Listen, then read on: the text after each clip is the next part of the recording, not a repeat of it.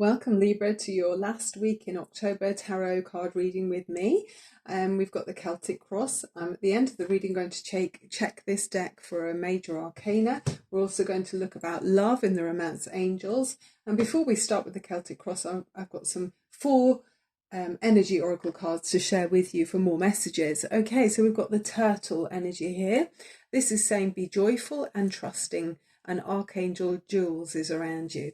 So ask the Archangel Jules if you need guidance in some respect. And obviously this is a general reading, so you know what your situation is. You could put a note under your pillow maybe at night time.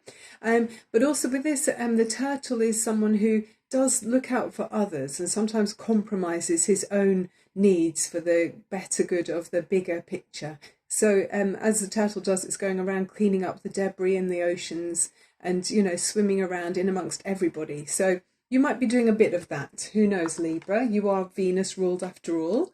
Then we've got love in this card here. So definitely leading with your heart and connecting and reaching out to someone else, which is lovely. We are coming up on the October the 28th.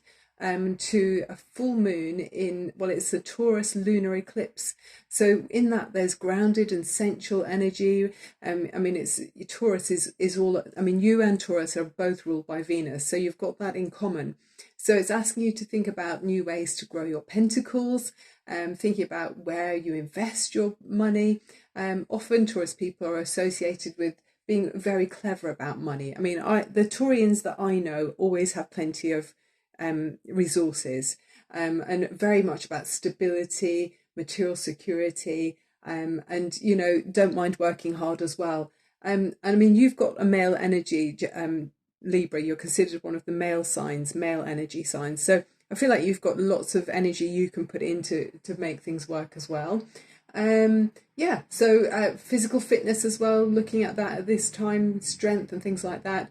I mean, if you think about the bull, I don't know, Taurus the bull and Libra, I mean, Libra, you're very much about communication. Maybe Taurus might not talk enough for you, who knows? But yeah, let's have a look. What else have we got energy wise?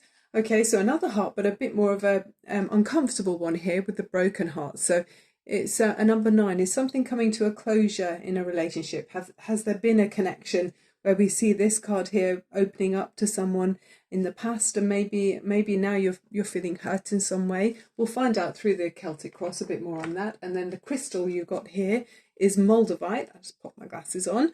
Unconventionality. Your unique qualities are an important part of your life purpose. It's okay to feel and be different from others. Yeah, some of us just can't help it, can we? I often feel like I'm not like other people. That can be a good thing sometimes, and other times it's not. You know, if you want to blend in, it's not that easy sometimes. But yeah, I mean, you've got unique qualities, some of you Libras. So you know, use those to your, I mean, there's so many people in the world. How great if you're somebody refreshing, you know, especially if it's inspiring to others. Okay, let's look at the current situation you're in. Queen of Pentacles and the Death and Rebirth card. Wow.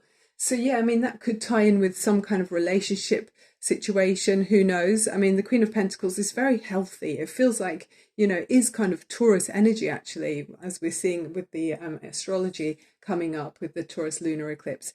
The Queen of Pentacles is someone who's very financially secure. She's got health on her side. You know, she's looking very comfortably in her own skin, if you like. And with that massive pentacle there, she's worked hard to get that pentacle. So could be to do with your work or security in some way, Libra.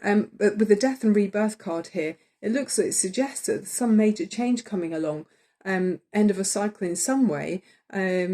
Yeah, there's some natural cycle that's closed. So let's see, is it to do with your heart? More on the situation, the Knight of Wands and the Nine of Swords. Has someone been out and about partying too much with the Knight of Wands and then the Nine of Swords energy around it? Have you had enough of it, or has someone had enough of you partying too much? That's what I'm picking up there. At the top of the spread, a Five of Wands. Yeah, it could be a competition for energy, competition for attention in some way. Yeah, in a kind of, it feels like someone's very grounded and, you know, not particularly reaching out for to be noticed by others, but another person might be the opposite. They might be, you know, wanting attention all of the time. Is that what it's about with the competition energy? You know, Yeah, I mean, it's great if you can rise above feeling intimidated or threatened, or the person you're thinking about, maybe through this reading. Um, because it's great if you can be sociable. And I mean, I think that's very your energy, that one there, the Knight of Wands. You know, this is someone who's out and about. You know, you love connecting with others. It inspires you. It warms you up. You're very other orientated. But are you connected to someone who's very earthy, and maybe they'd rather be at home tending to the fire, you know? Okay, as you move forward, Queen of Cups. So this is that feeling of love and compassion. So maybe you're being able to find some common ground together and look at how you relate to each other. You know, it's all about partnerships, close connections. Could be even about children, if you have them. I mean, you could be an aunt or an uncle if you don't have your own kids. And it's asking you to look at, you know, what do you accept in yourself? What traits do you realise that you have towards others? But it's gorgeous because you're moving in the heart chakra energy with the Queen of Cups. This is intuitive energy and being led by the universe as well. You're sort of open to higher messages there. So she is just gorgeous. I think this is water. So yeah, feeling things in your waters a lot, and a giant goblet of, you know, joy, joyful energy with the goblet there. So very lovely energy that you're moving in. It's like you're giving power to your heart chakra, which is gorgeous. Okay, then we're going forward, and we've still got a challenging energy. It's interesting, we've got the Nine of Wands as we saw as a challenge, and then now we've got the Eight of Swords rather. So that can be about some kind of limiting energy. I just keep getting this feeling about someone being, I don't know, one person's pulling and one person's pushing about maybe a social life. I don't know if you maybe don't quite match in some way. There's somewhere that you're not really in alignment, but it's great if you can communicate and maybe find some kind of common ground. I mean, you don't have to do everything together, do you? I mean, one of you could be out being sociable, and the other person, you know, there might be a better way to work around it. And maybe going out to have dinner instead of going out partying. I don't know. I mean, it's different to everybody. Two of Wands, yeah, there is someone around you wants to be out more, or it could be you wanting to be out more. It's looking beyond the perimeters of where you find yourself now as you look around your room. You'd rather be somewhere else. It's like looking beyond your immediate circumstances. Seven of Wands. Yeah, so you're feeling confident about your, I mean, we've got the Five of Wands and then we go up to the Seven of Wands. So you are confident about defending your beliefs here. So you do feel strongly, Libra. It's like saying, you know, I think I'm right. I think I'm being fair enough here. So looking at compromises, but at the same time, you're standing your ground, it looks like. Okay, overriding energy, the Hanged Man. I like this version of the Hanged Man in this deck because she's very much looking back on and looking deeper, you know, looking at things from a different perspective. But there is her crown chakra is lighting up, and her third eye, it feels like for me. So she's diving deep, but looking at things from a different perspective. So it feels like you really are trying, Libra, to see this person that you're, for those of you that are looking at someone else in your reading that you're connected to, it feels like you're trying to see their perspective. And yeah, maybe it's causing you a bit of a headache because there's a push-pull energy here. Let's look at the major arcana, okay, for this couple or someone that you're, I don't know, if it's in a business, maybe your business partner's wanting to reach beyond the current, you know, clientele, and maybe the other of you would rather stick to the home ground, you know, business investments and stick with people that, you know, maybe your loyal customers, and the other person's going, no, we need to branch out. It's a feeling of that. So I don't know how you can come to a compromise, maybe a meeting, you know, have lots of meetings, writing down ideas together, or maybe bring in someone else to offer their advice and look at the market and see, you know, go with logic sometimes. Okay. Major arcana for Libra. I hope you're enjoying the reading. Thank you for watching. I'm Barbara James Insight on YouTube, and I love the tarot. It opens mental doors for me, and I hope it does for you too. Okay, major arcana, Unity, Archangel, Sandalphon. Okay, it says traditional viewpoints or methods, spiritual organisations, seek out mentors and like-minded friends. It does feel a bit like the Hierophant card. So it's like it's quite like that Hanged Man, you know, looking at things from a different perspective, digging deep.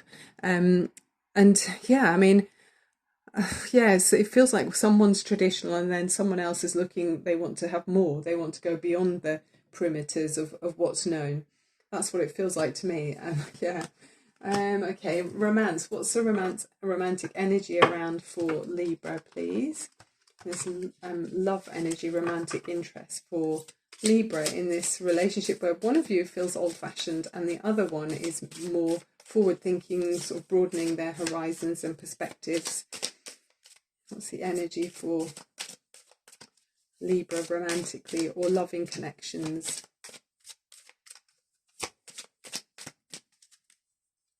Okay, engagement. Wow, okay. Your love life is ascending to a higher level of commitment. That's beautiful. Well, that is quite like the Unity card, you know, like I say, it's a bit like the Hierophant, so higher commitment, a higher level of connection.